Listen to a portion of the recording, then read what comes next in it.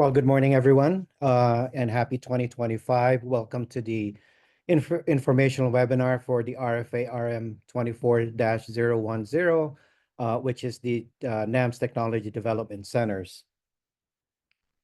Since this is a public forum, I just wanted to remind those in attendance that if you have any project-specific questions, that you should set up a call between Christine and I. My name is Dan Tagle. I'm with the NCATS at the National Center for Advancing Translational Sciences and serves as one of the co-coordinators of the Complement-ARIE Program.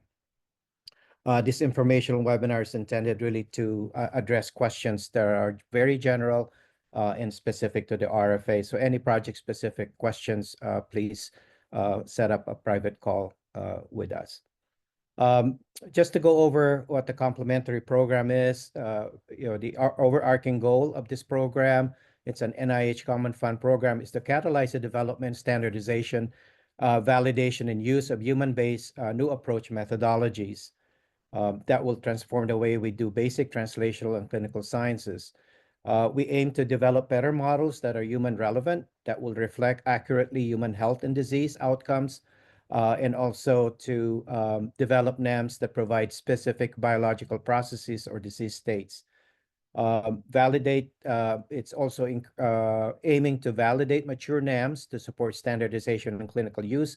So at the end of the day, what we want are NAMs that are readily adaptable for widespread use within the biomedical research community. And ultimately, what we aim to do is to complement traditional models and make biomedical research more effective and efficient. And so in terms of what is included in the entire program, it will lead to the validation and testing in complex systems, the ability to generate preclinical data needed for first-in-human trials, and characterize long-term and systemic and developmental health effects, both within the environment as well as drug exposures.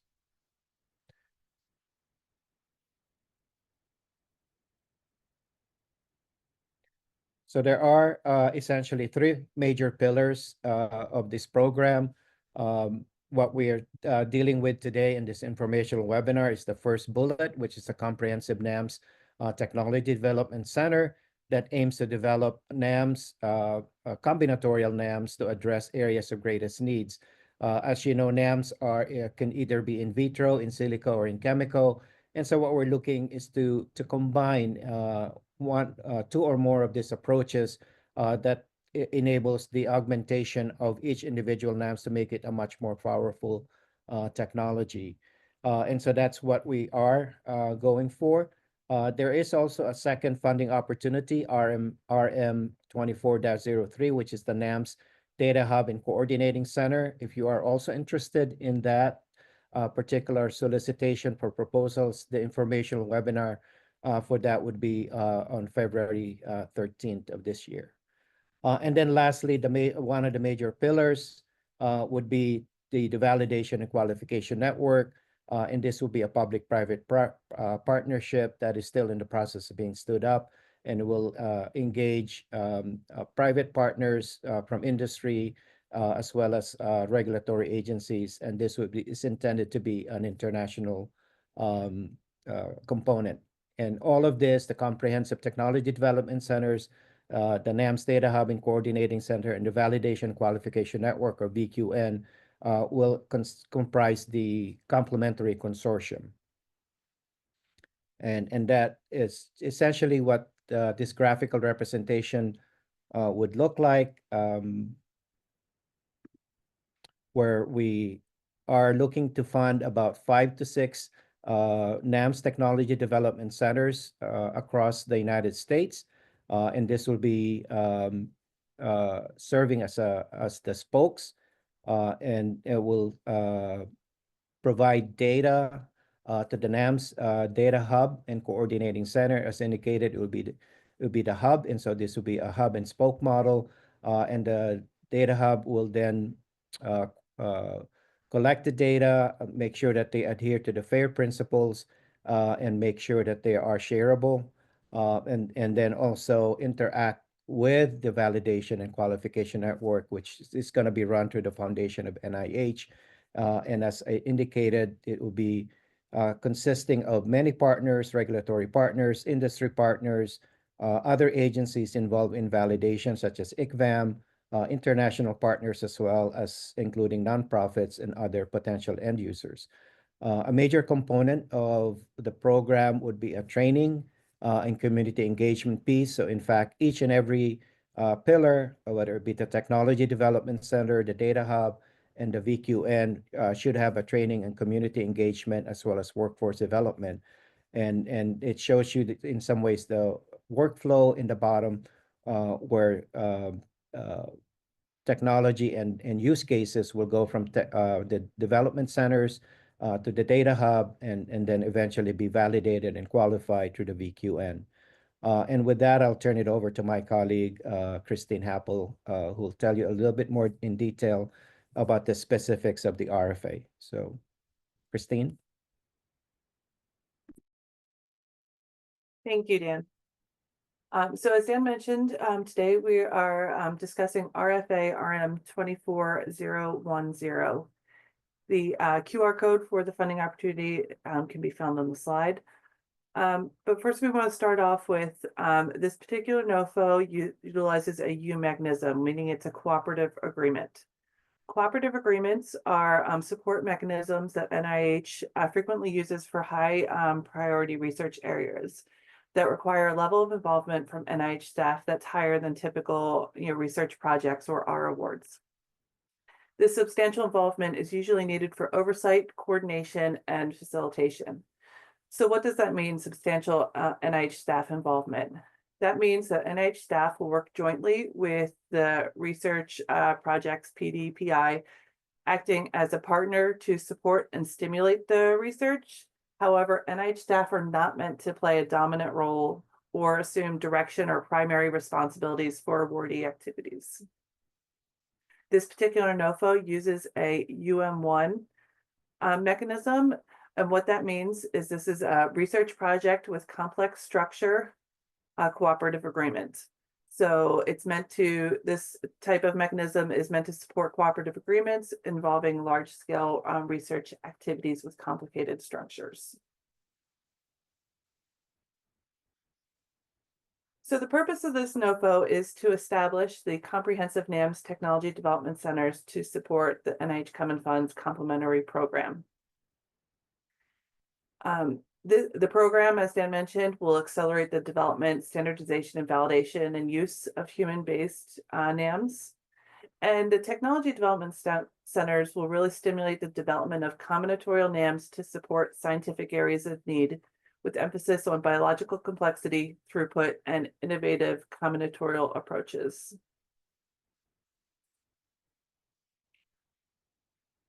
Now, the complementary NAMS technology development centers are really differentiate themselves from other NIH investments in this space because of the emphasis on the development of combinatorial NAMs, the emphasis on increased biological complexity, and the focus on applicability in the high priority scientific areas of need.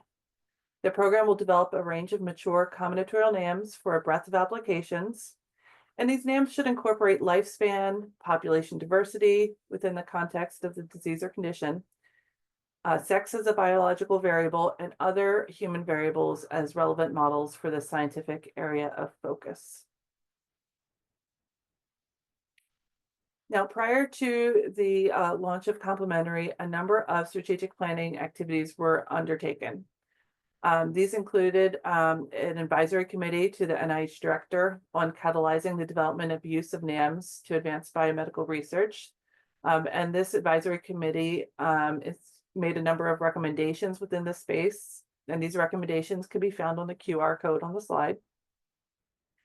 Some other planning activities included a complementary prize challenge competition, a NAMS landscape analysis, and all the strategic planning activities can be found on the Complement-ARIE website. However, what these planning activities did is identify a number of high priority scientific areas of need that could benefit from the use of NAMs. And these areas are chronicity, neuroscience, personalized health, and cross-disease pathogenesis. Now, the technology development centers are not required to focus on these 4 high priority areas. However, these areas were identified as areas that could significantly benefit from the development and use of combinatorial NAMs.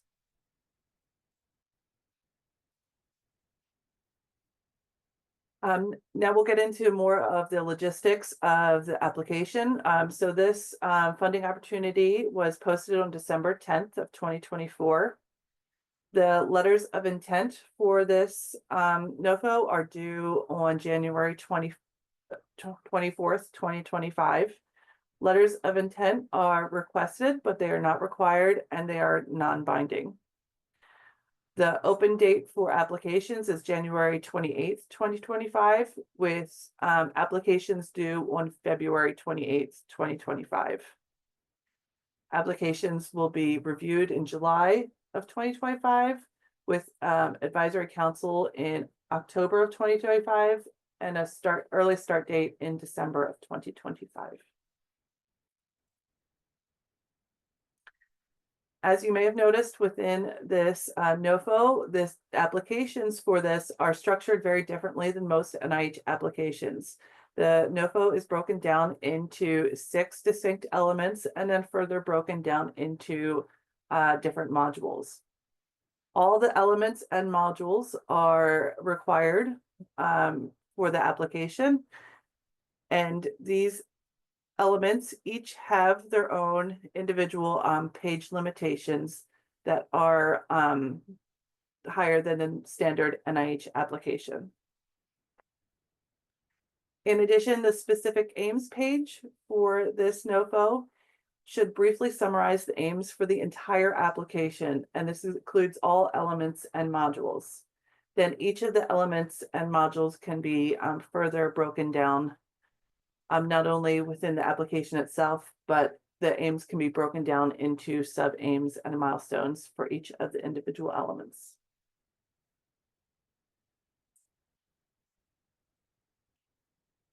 There are 2 other attachments that are required for this NOFO. The first is a milestone plan.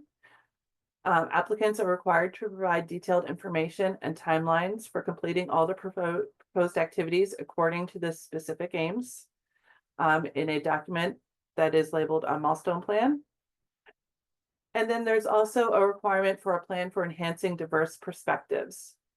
This plan for enhancing diverse perspectives should be no more than 2 pages in length and should include actionable strategies for the inclusion of diverse perspectives in the project.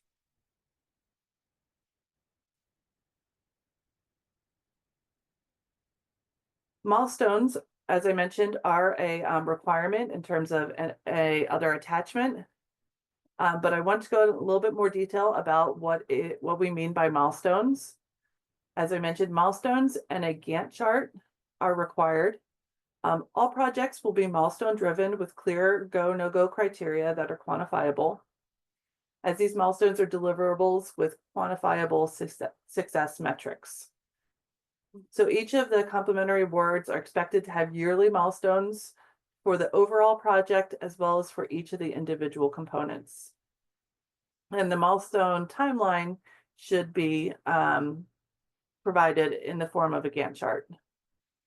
And then the program official and the applicant will negotiate and agree on a final set of milestones, and the final approved milestones will be specified in the notice of award.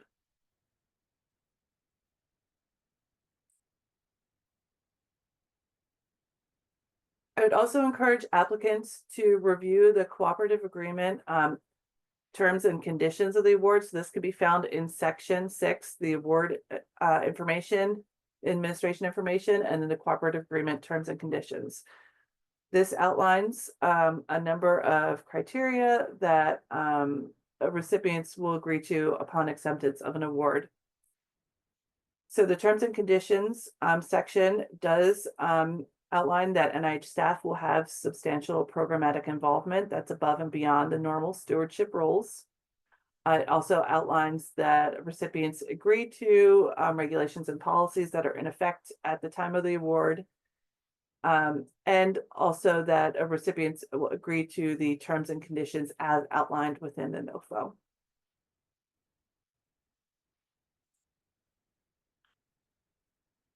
I did want to note a few of the terms and conditions that are outlined within the NOFO. This is not a comprehensive list. However, within the terms and conditions, recipients agree to negotiate and agree on a final set of milestones that will be specified in the notice of award. Our recipients also agree to meet yearly milestones, the yearly milestones that are agreed upon. Recipients will participate and present findings at semi-annual complementary consortium meetings. Recipients also agree to participate in recurring monthly meetings to discuss progress, obstacles, and any other issues or activities. And then recipients agree to governance through voting and decision-making of the complementary consortium.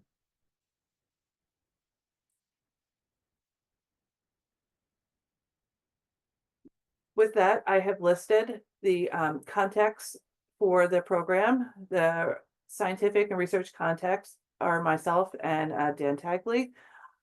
We encourage folks who have any program-specific questions or questions about research scope. They're certainly encouraged to consult with NIH program staff prior to submitting an application. Also listed context for peer review and grants management as needed.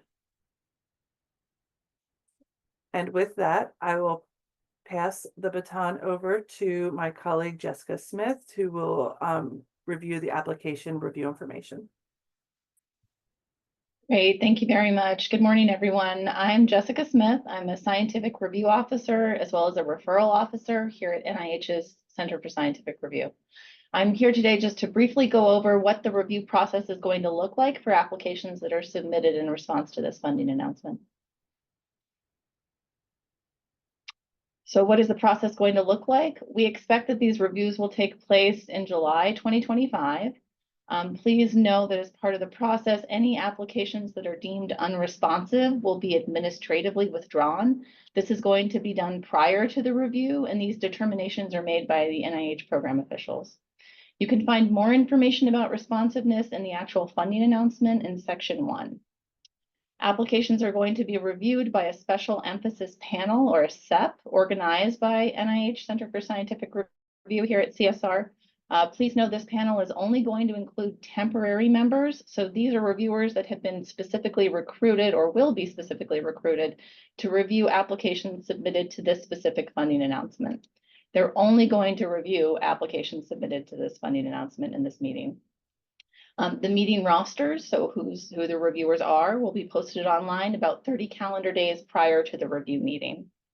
For summary statements, those will also be provided 30 days after the review meeting. And a summary statement is going to provide a summary of just key discussion points during the meeting, plus comments and scores of the assigned reviewers. All reviewed applications will receive a written critiques and summary statements, but only those applications deemed to have the highest scientific and technical merit will be discussed during the review meeting and assigned an overall impact score.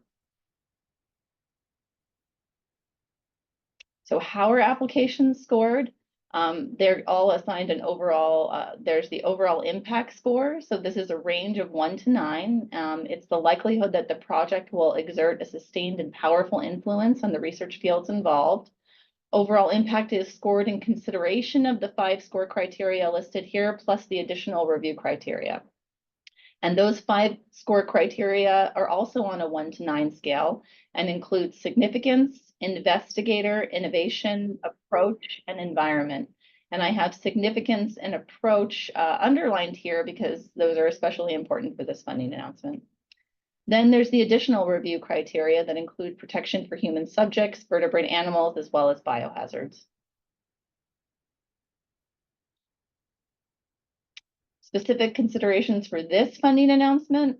For review information, applicants should refer to Section 5 of the funding announcement, application review information, really make sure to read this Section 5 review criteria carefully, because that is what reviewers will be using when they critique your applications.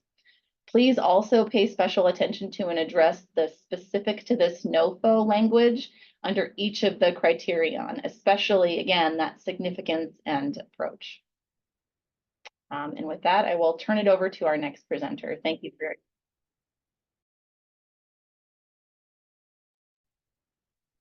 Thank you, Jessica. We'll begin the Q&A section of the meeting now. So I encourage everyone to please ask any questions that might be on your mind into the Q&A box, and we'll go through and read them out loud and then answer them.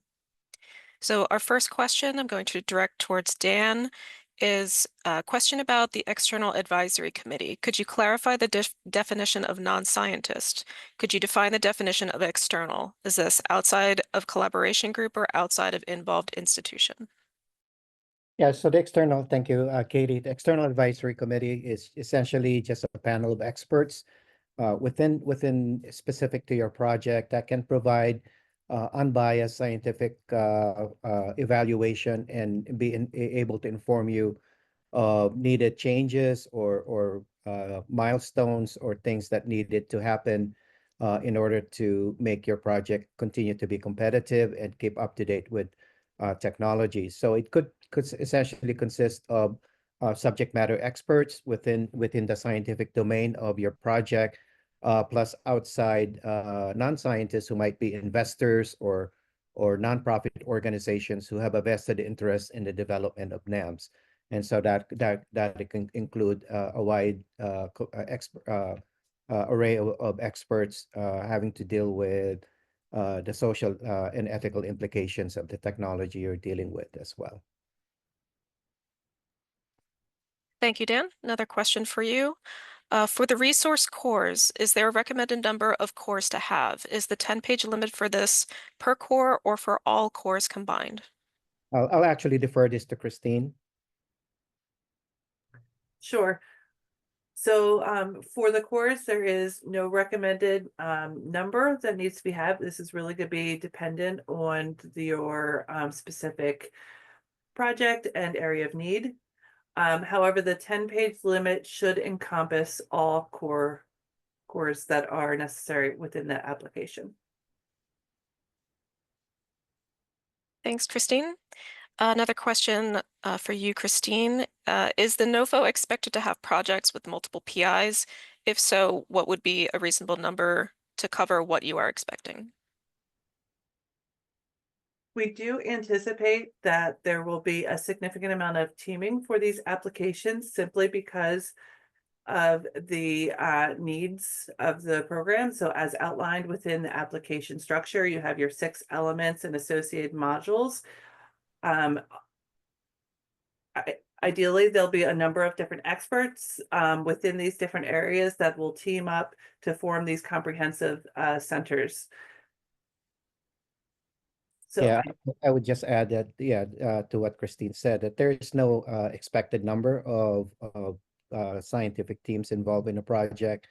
The goal is to have the projects be comprised of multidisciplinary teams. So whatever scientific area or scientific priorities you want to focus on, you have to assemble the right expertise, not only in terms of development of the technology, but aspects that would lead to its validation as well as the qualification, and eventually also in terms of its widespread utility, either through commercial avenues or other ways of disseminating the technology.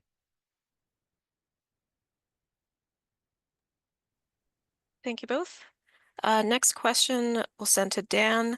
Are small businesses that are incorporated in the USA eligible if they also have lab space in Europe? This person believes so based on the definition of a foreign component, but wanted to check before drafting a letter of intent.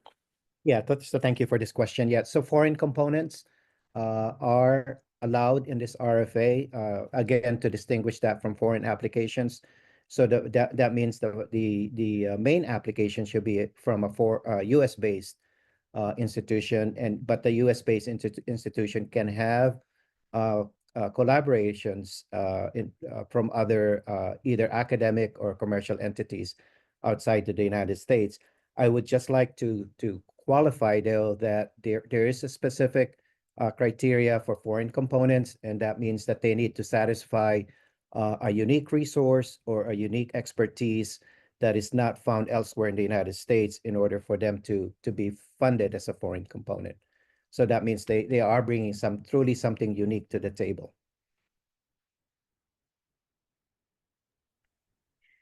Next question for Dan again. Can researchers at the FDA also apply to this NOFO? Yes, that is correct. The RFA actually stipulates that federal agencies that have intramural research programs, primarily coming from the NIH, from the FDA, and EPA, are allowed to be part of this as applicants for this RFA. Next question to Dan again. Is lifespan a required variable if the project focuses on cancer? Yeah, the lifespan is a scientific area of priority. So certainly it depends on the cancer you're looking at, but certainly for most diseases, perhaps chronic or neurodegenerative conditions, obviously that would require some ability to model those chronicity or lifespan. But for cancer, you'd have to think in terms of metastasis and what the implications are long term of in particular modeling that you're looking at. So it is not necessarily a requirement necessarily for cancer, because we have lifespan as one of the scientific priorities, but it's not necessarily a requirement. The addressing the population diversity is a requirement, however. Next question, Katie. Sure. The NOFO says that the TDCs are responsible for depositing their data in an established repository. Does this mean they aren't required to deposit it in the complementary NDHCC repository, but can rather deposit it elsewhere? Yeah, so certainly the complementary program is taking great efforts to stand up and establish the NAMS Data Hub and Coordinating Center, which is intended to be a centralized, federated database that will house anything NAMS related. So certainly we recognize that there might be other appropriate databases out there that can be used to submit your data, but certainly strongly encourage that you utilize the NAMS Data Hub and Coordinating Center that is specific to this, because it's not only serving as a data repository, it is also creating analytical tools and other dashboards and other capabilities that would essentially lead to better integration of NAMS data set, as well as analysis and dissemination of data.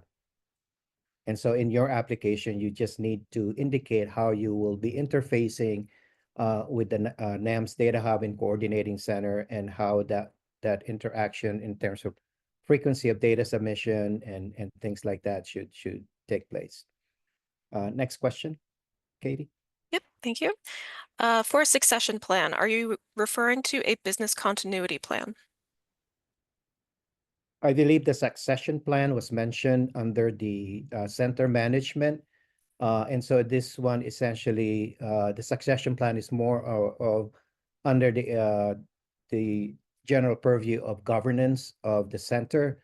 So being able to have a way of defining replacement of trainees or PIs who might actually step down or move elsewhere in the context of the 5 years of this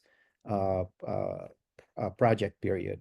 However, there is also, in terms of commercialization, which I think was the implication of the question is that there needs to be under C1 module the ability to, as part of the validation and qualification, once your NAM technology is qualified and validated, that there needs to be an avenue towards dissemination of that technology, again, either through commercialization, so having partners who are willing and able to do the scale up and manufacturing of the technology and being able to make that available to the scientific community.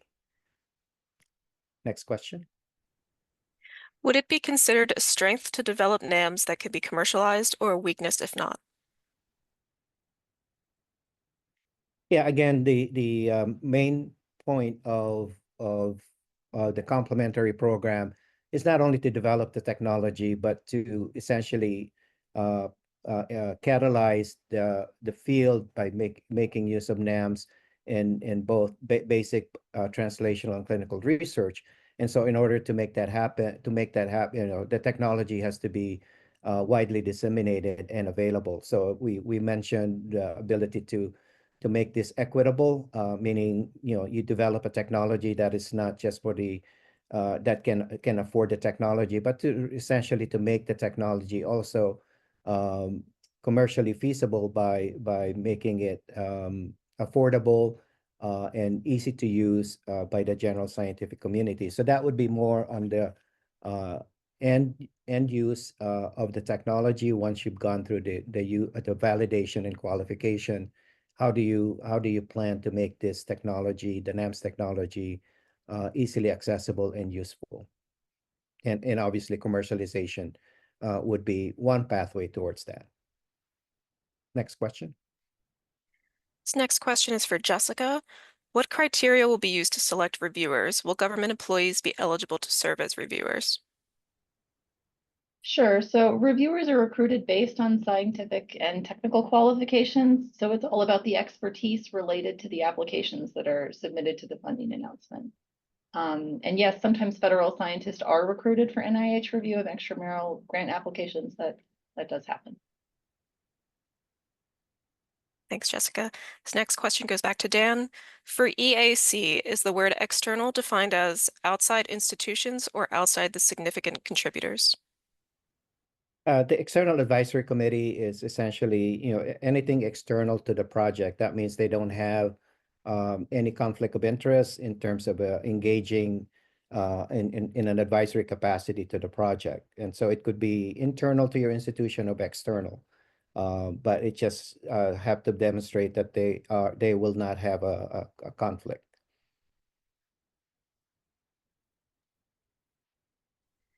Since the VQN is still being stood up, to what extent should they detail the interaction plans between the TDC and the VQN?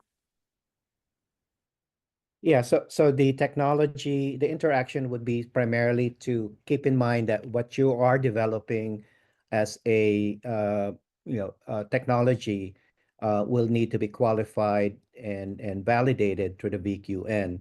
And so what you would need to do is to demonstrate that your technology as an end use case would be eligible to go through the validation and qualification process. And certainly there are already guidelines, documents coming from the EPA and coming from the FDA in terms of what it takes to validate and qualify. So getting your use cases up to that point so that it can be taken up by the VQN for an actual validation and qualification process. Next question, how many NAMs might be optimal for each TDC to develop? I would say as many NAMs, and again, emphasizing combinatorial NAMs, as many combinatorial NAMs that would be sustained, well, within, of course, the project period as well as the budget that allows it. It has to also be obviously not to overpromise, but to make sure that what you are proposing is feasible within the time frame and within the budget. We don't want any certainly things that are overambitious, but things that are realistic and can be achievable. There is no set number, but it's really more of the scientific impact as well as the scientific justification and quality for why such a NAM that needs to be developed for a particular human condition or human disease. Does the proposal need to have two separate NAMs, for example, one in vitro and one in chemico or in silico? Or can there be two separate in vitro NAMs that build on each other for a comprehensive tool? I think for this one, again, the combinatorial is really a combination of various approaches. It could be in vitro combined with in silico, or in silico combined with in chemico. I think it's really more of what added value would integrating a NAMS approach would be in terms of how that would power up your existing driving technology. So and that's part of the reason there needs to be sort of like a driving technology where you have resident expertise and you have already proven history in development of technology, and then developing through pilot projects additional NAMs, whether it be in chemical, in silico, or other in vitro approaches. And those pilot projects need to be well defined, including a description of how they will be integrated into your major technology, major driving technology. Should applicants name specific EAC members? Some NOFOs want them to not be named. If it is requested that they're named, would letters of support be expected? I'll pass that on to Christine. Thanks. The NOFO does not require that external advisory committee members are specifically named. However, it is helpful if you do have some idea of the expertise that you're going to want to help to guide the center. And of course, then letters of support would certainly be helpful in terms of evaluation of the application. Thanks, Christine. The RFA mentioned sharing best practice between TDCs. What will be the process of this?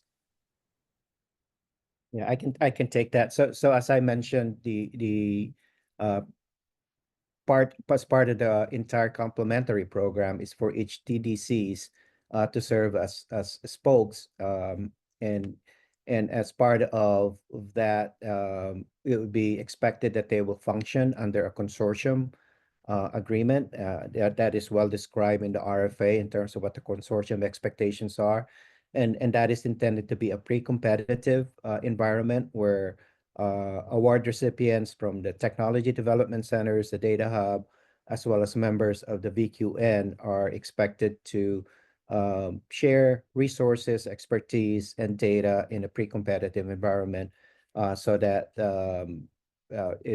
everyone is being helped, and everyone is in some ways is benefiting from the interactions amongst all the consortium members. Are multiple institutions recommended, or is a single institution acceptable? Yeah, certainly multi-institutions, again, depending on where the resident expertise lies, are also encouraged. If the expertise can all reside in one institution, that's certainly fine. But multi-institution, in most cases, probably will be the norm in this case, since we're looking for multidisciplinary aspects of developing NAMs. Go to a similar question. Is it possible to have multiple organizations involved as co-PIs? Additionally, can small businesses be contracted for this? Yes, certainly that would be acceptable.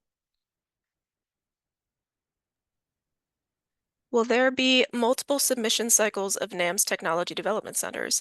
Is this anticipated to be a recurring program, or is there only one submission cycle? Christine, you want to handle that? Sure. No, there will only be one submission as indicated in the NOFO, which is February 28th.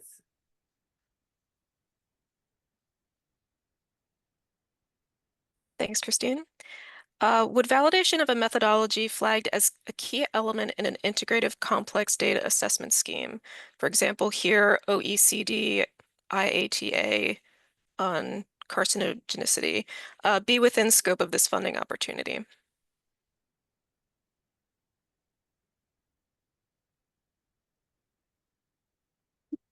Yes, certainly that would be part of the validation scheme that we're setting up. We're partnering with OECD, ICVEM, and other agencies that have essentially provided guidelines on how to move towards the validation stages. And so certainly incorporating already those existing, we're not here to reinvent things, but to leverage what has already been described in the larger scientific community in terms of validation and qualification.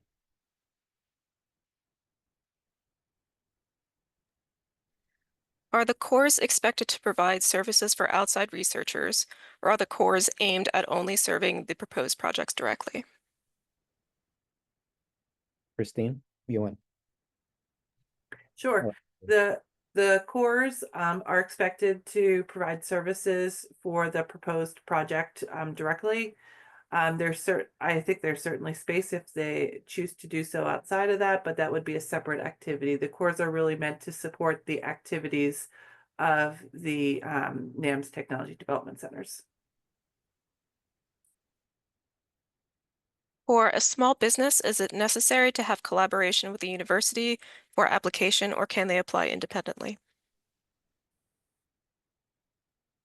It probably will be to the advantage to form collaborations with an academic institutions, unless that small business entity have all the expertise needed, including validation and qualification, as well as training and community engagement. So it's a large activity, but certainly if the small business entity has that capability, there's nothing that precludes them from being the main applicant organization.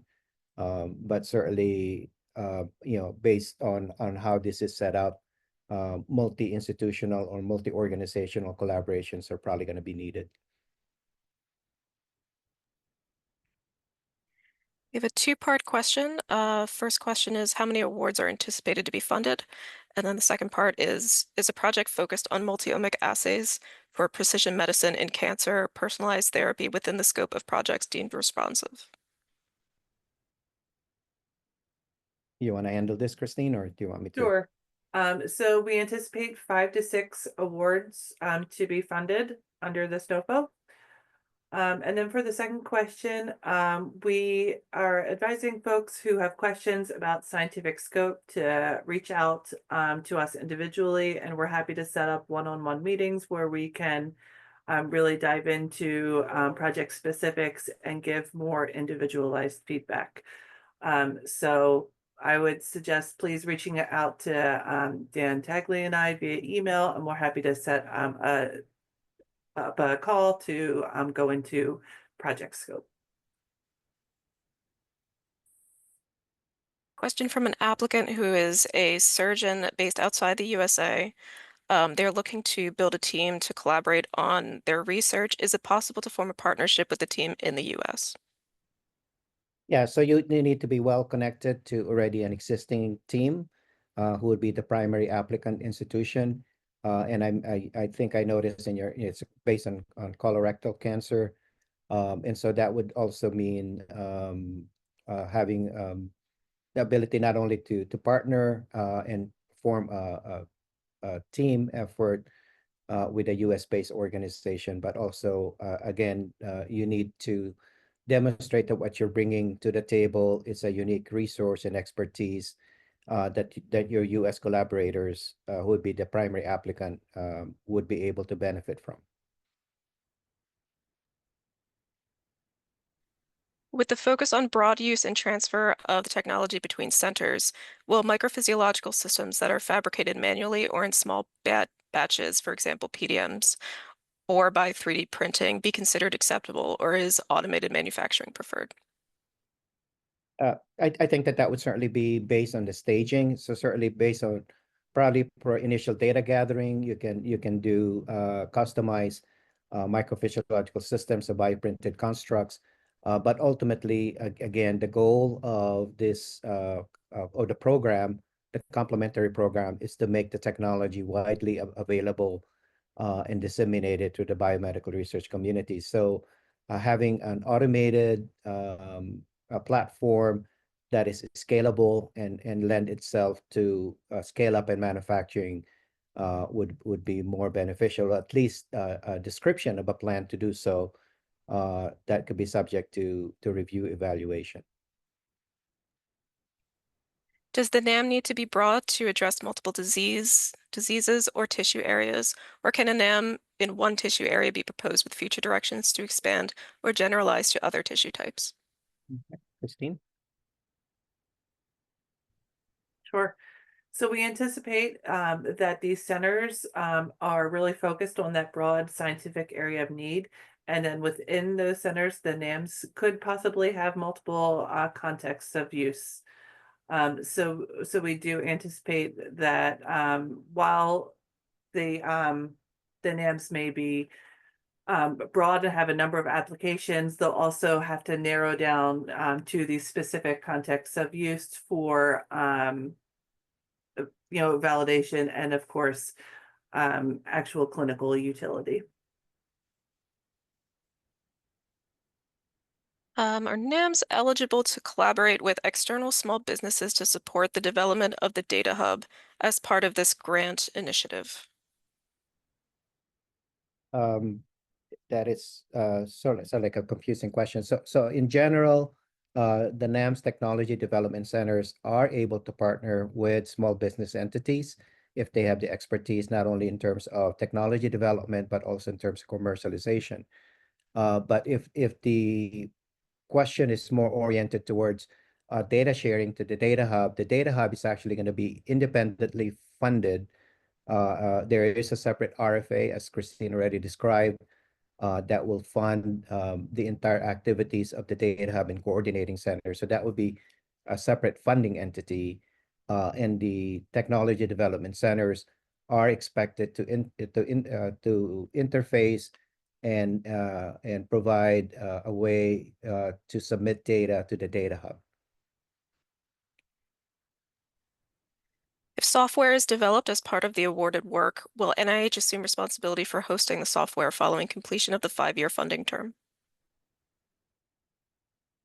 Yeah, it's part of this is going to be part of the software development.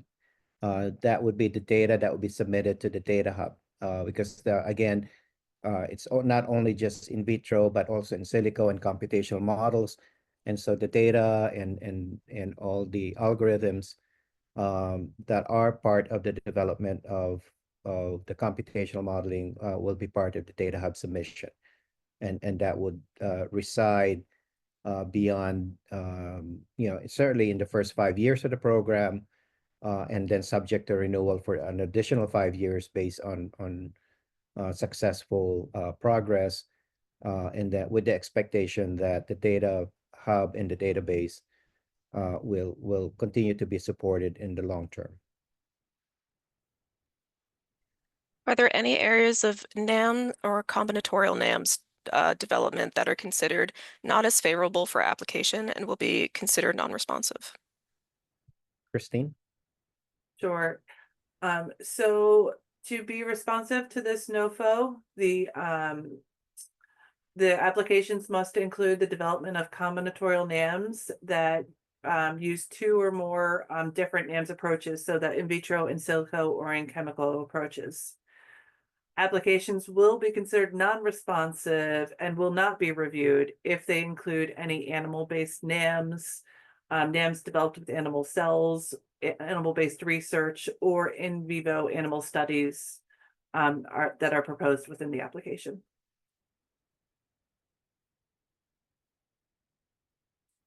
I believe we answered this question before, but would combining multiple in vitro approaches be considered combinatorial, or are multiple categories required in vitro and chemical or in silico? Yeah, so I guess that would again, as answered before, it would depend on the scientific context by which the combinatorial NAMs is being applied. Obviously, in vitro, that could span anywhere from spheroids, organoids, 3D constructs, to single organ MPS to multi-organ MPS.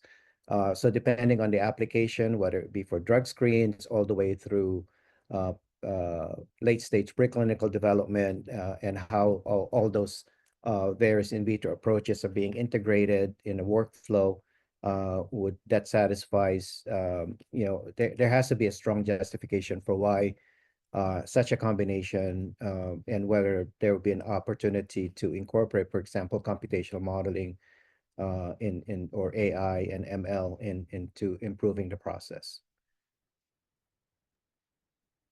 Can a participant of the VQN also apply for this funding opportunity?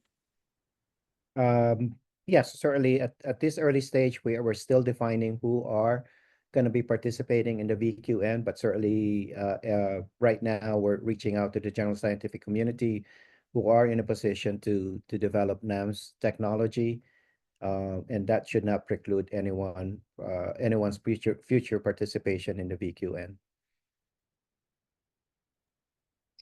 A question about sharing of the slides, and I'll let you know that the slides and also a recording of this presentation will be shared on the complimentary FAQs page, where the URL is seen on the screen right now. Next question. Of the major NAM component element C1, their understanding was that it was to develop a single combinatorial NAM, for example, an in vitro and an in silico model of a single organ or a particular multi-organ system. Is this correct? Okay, Christine? So within element C1 is outlined as your major NAMS technology development. So this should include your driving NAMS technology. So this is the NAMS that you likely have most expertise with, and is most likely been in development for some time, and it has some degree of technical characterization or validation. And then this driving NAM would be a component of the overall combinatorial NAM that will be the ultimate deliverable for the program. And so this driving NAM will also be combined with perhaps a different NAM approach in silico, in vivo, or in chemico, that will ultimately result in that combinatorial NAM. Does the technology developed have to be validated in vivo to demonstrate physiological relevance? Yeah, so in this case, in vivo would refer to human data in terms of human clinical relevance of the data being developed. And so that would, in order to show human relevance, of course, that had to be shown in human diseases and conditions. And that's part of the reason that clinical trial is optional in this particular solicitation. But no in vivo animal work. For the in silico component, is there a preference for predictive mechanistic modeling as opposed to data-driven exploratory statistical learning approaches? Just wondering what in silico means to the NI complementary RFA. Yeah, I think in this particular case, it's really more referring to a mechanistic understanding, being able to use the in silico and computational as predictive tools for the human condition or disease state. Can EAC members be paid as a consultant? Christine?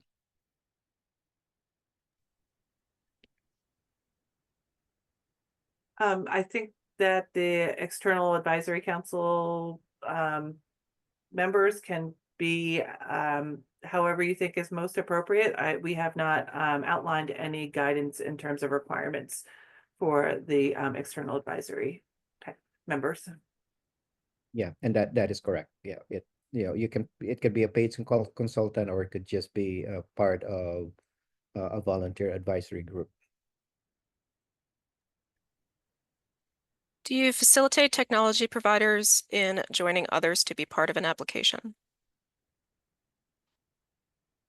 Yeah, so certainly if there are related technologies that you are aware of that's being developed by other institutions or business partners, certainly it would be helpful to coordinate such an activity so you don't actually end up competing as competing applications for the same application area.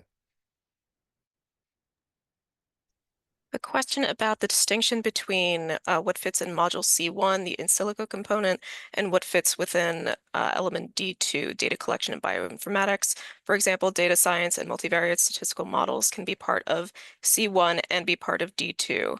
Is it the difference between developing those computational methods and repeated usage of those methods after each phase of data collection? Christine? Sure. So I think the major difference is the in silico approach, really that driving technology and outlining the development of that technology, and that would be more appropriate for C1. Bioinformatics core would be a little bit more general. That could be if you have multiple in silico approaches, or if you're doing earlier stage work, that might be more appropriate for D2. It could also be more general bioinformatics work where you're just incorporating, you're talking about a number of different data sets as such. So it's really, I think it's up to the applicant where they best fit within the application, and it makes the most sense for your particular needs. Do you expect pilot projects to be described in the application itself or the process through which they will be solicited, reviewed, and selected? Yeah, for this particular question, I think the pilot project needs to be well defined because you know how it actually provides added value to the main technology driver needs to be described and also subject to evaluation by peer review.